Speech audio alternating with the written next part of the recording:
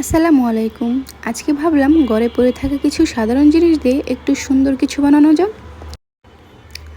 অনেক সময় আমরা মনে করি সুন্দর একটা ডেকোরেশন বানাতে অনেক দামি জিনিস লাগে, কিন্তু আসলে একটু সময় আর ক্রিয়েটিভিটি থাকলে ঘরে থাকা জিনিস দিয়েও অনেক সুন্দর কিছু তৈরি করা যায়।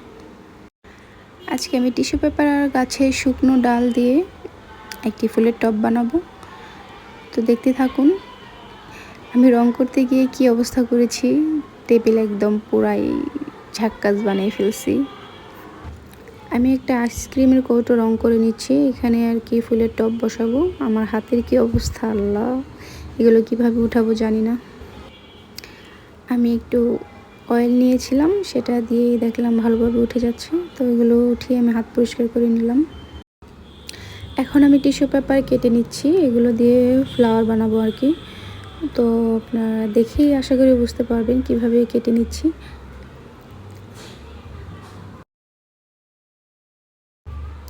আসলে ছোট্ট একটা টব হলেও হাতে বানানো জিনিসের মধ্যে আলাদা একটা ভালো লাগা থাকে, কারণ এটা শুধু একটা ডেকোরেশন না, এর সঙ্গে নিজের সময় আর পরিশ্রমটাও জড়িত থাকে।